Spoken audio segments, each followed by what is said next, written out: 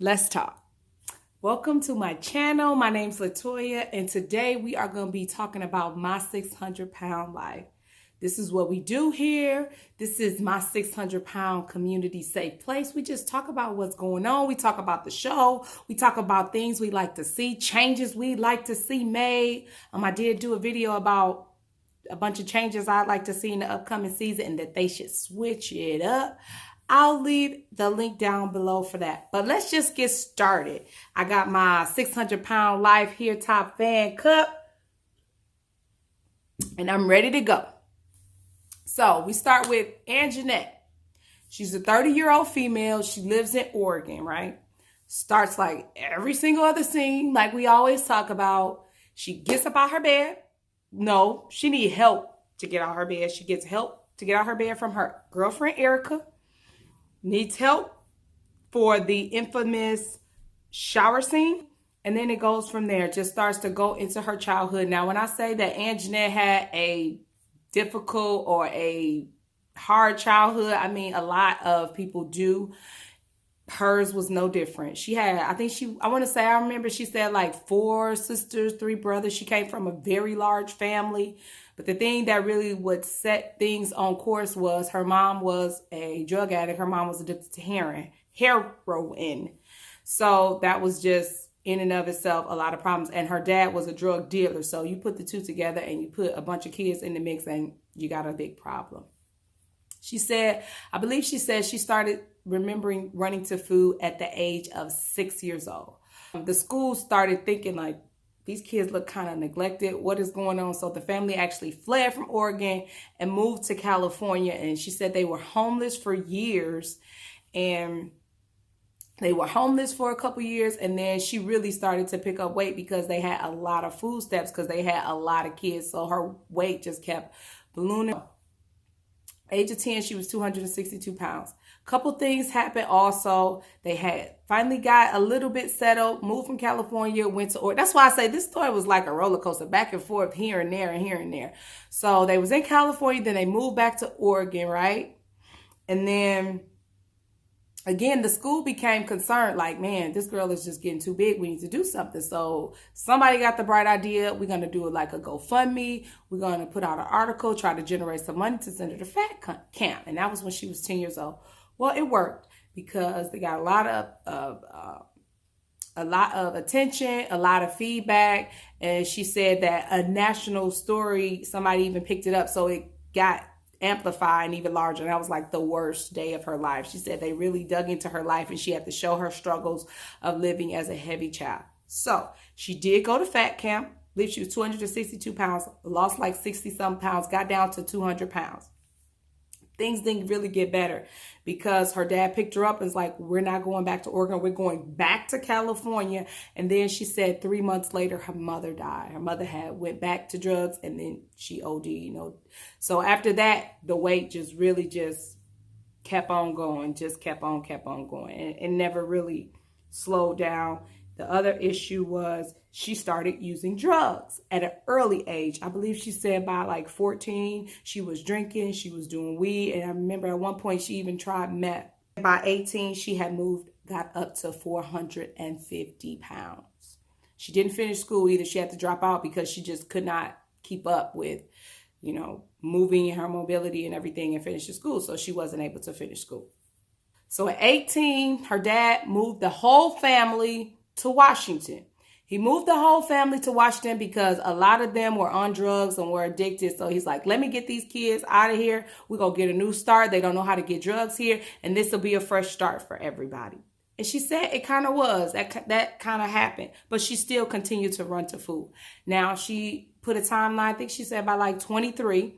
She got online dating site, found a girlfriend. But this girlfriend was very abusive, called her names, was physically abusive to her, told her she never get anybody, she never amounts to anybody, and just completely abused her. Now, meanwhile, her weight is continuing to go up, and I think she had reached like over 600 pounds within a couple of years. So her family's like, hey, that situation is so abusive. You need to come back home. So finally she did. She moves in with her sister and her sister kids, which that seemed like a good idea, except for the dynamics at this house was so bad. I mean, the level of enablement, she just was so enabled that I was actually more mad at the enablers than actually her. Now, I was upset with her, don't get me wrong. And it's frustrating to see how she's just continuously hurting herself and damaging herself. But I'm really upset with how people around her that supposedly love her and care about her can see her getting bigger and bigger, yet they're bringing her all this crazy food to eat. And she's eating a lot of food all day. At 27 years old, I think is when she said she reached 600 pounds, and she met her current girlfriend, Erika, and actually they let Erika move in with her sister's house. Again, this interweaving and this enabling, it just was absolutely, I'm sorry, my blood's hurting. Absolutely just ridiculous. So, I'm so distracted. It's so much going on, y'all. I'm sorry. So, she has this new girlfriend, Erika, and she moves in, and she's there. Now, here's the problem when I'm talking about all this enablement and all this other stuff. She has another sister who comes over every day, and they have all this secret eating that's going on.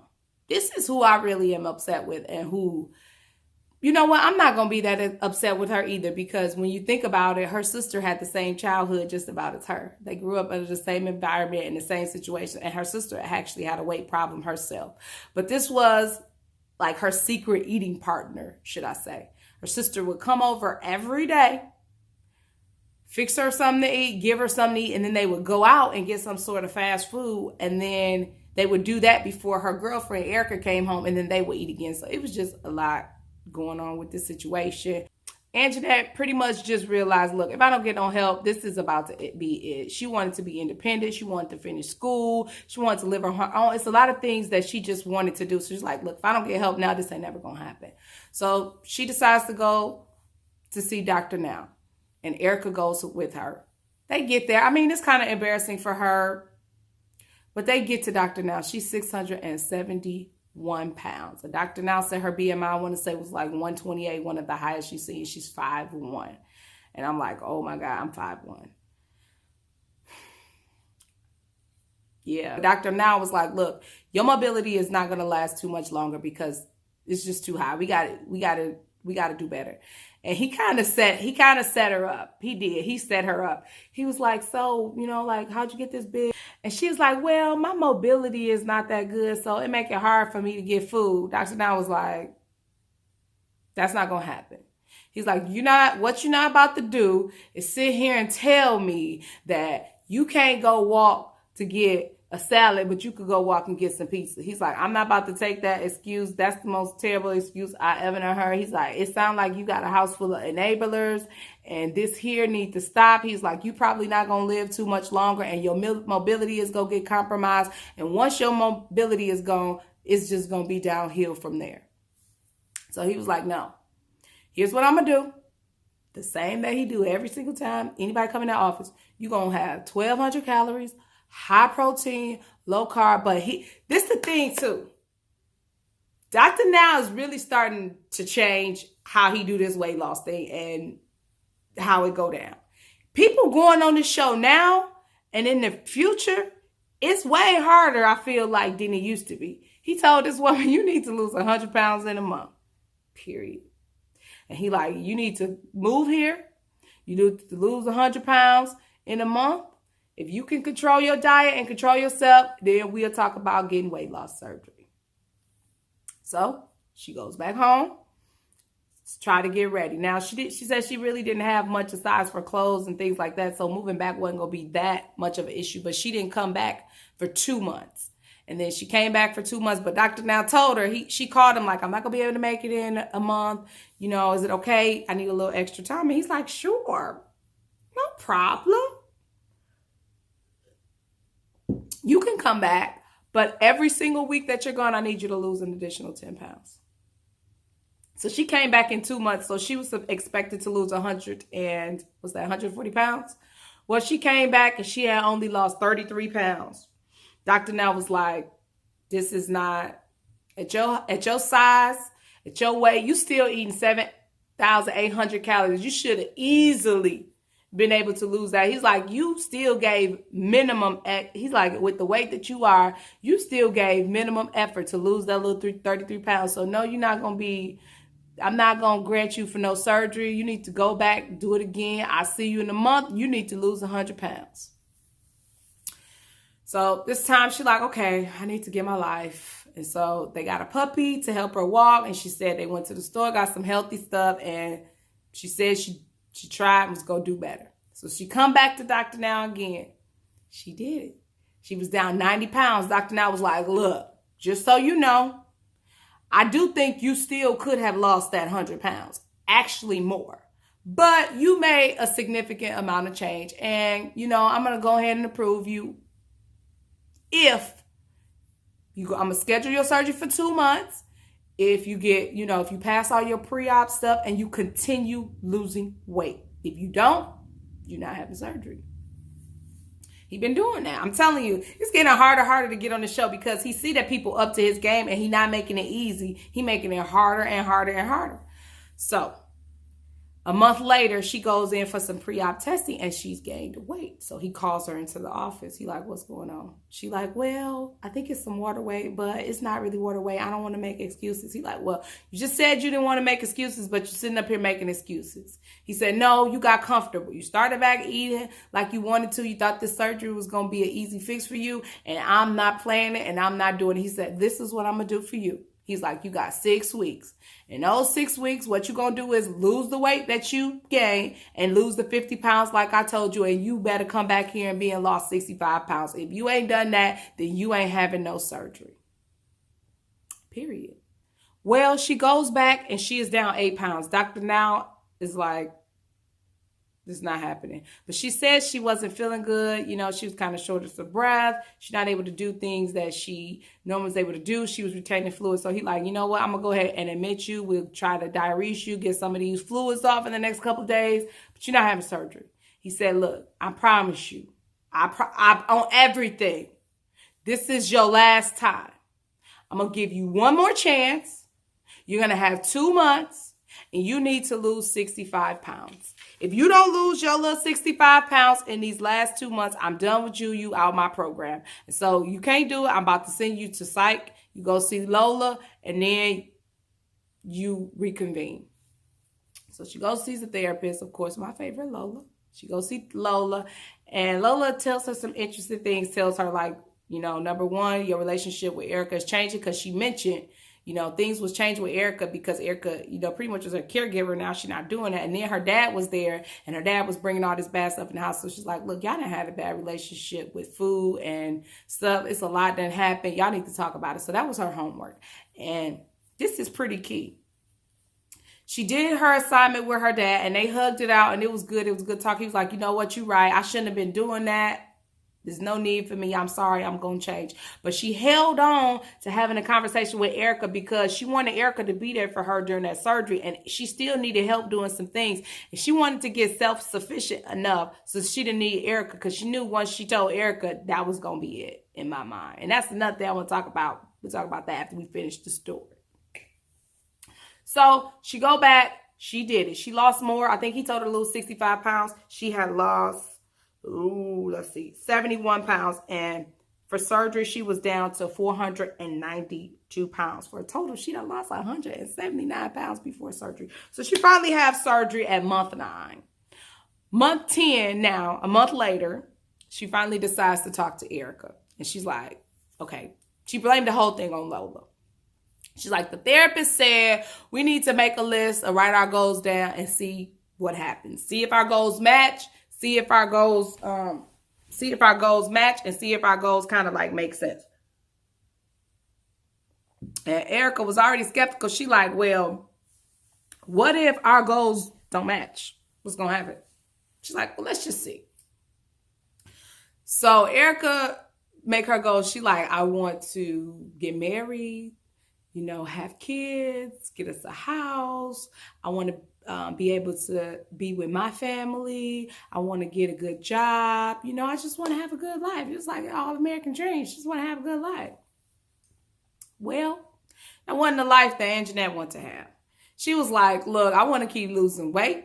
I want to have skin surgery. I want to look good.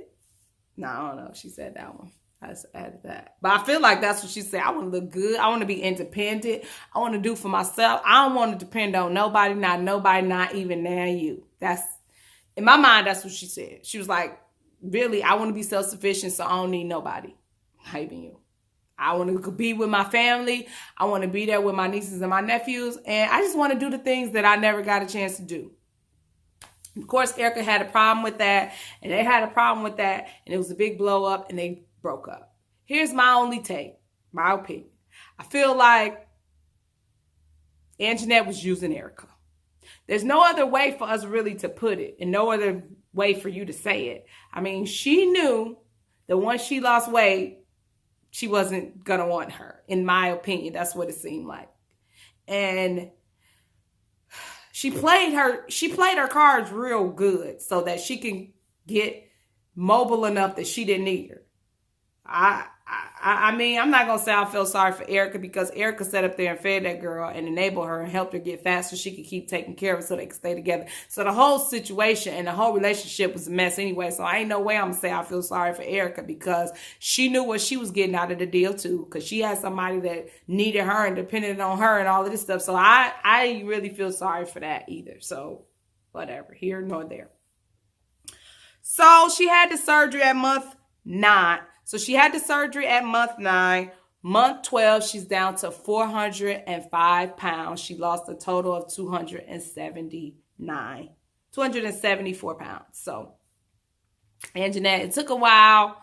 You know what I'm saying? Like I said, this episode was up and down and up and down and up and down. And I'm going to be honest, for some reason, I don't know, it's just because it's getting the end of the season. That's why this video is so late. I usually try to get my videos out on Friday. But it took me, it probably took me like 3 or 4 sittings to finish watching this episode. Was it just me? I don't know. I just found it incredibly boring. Not boring because I love the show and I still wanted to see what happened. But I wasn't like, when I started watching it on Wednesday when it came out, but I just wasn't engaged enough to finish watching it. I literally didn't finish watching this show completely until Sunday, yesterday. So, yeah, I don't know. It's just me. I just felt like maybe because it's just getting to the end of the season, but I just kind of felt like this, and especially with the up and down, and back and forth and back and forth. I was just like, I've seen one, I've seen them all. So, I don't know. Was it just me on that one? I just kind of felt like this one kind of just fit in with all the other episodes. But that's really all I got to say, y'all. Thank y'all for watching so much. I'm begging you. This is how I do on my videos now, y'all. I am begging you, please subscribe to my channel. You don't have to hit that bell. You don't have to be notified every time I hit a video. You know, if you just want to see me every now and again, you don't want to be notified, just push subscribe. Don't push the bell. You know, when you want me, just go find my name, Latoya McClain. I'll be here waiting. My videos, you can see which one you like, which one you want, and you can go to it. But just subscribe. Do me a favor, please. I'm trying to grow my channel. I'm trying to get to 1,000 subscribers. So just subscribe. Share this video. I got some more videos about Sister Wives. I don't know if you like that show. If you like Seeking Sister Wives, I don't know if you like that show. Something that's kind of not like the same. I mean, Game of Thrones finna come back, y'all. Game of Thrones is finna come back. Are y'all a Game of Thrones fans? Would y'all like to see some reviews of Game of Thrones? Let me know. The countdown is here. It's coming out April 14th. So, I'm out of here, y'all.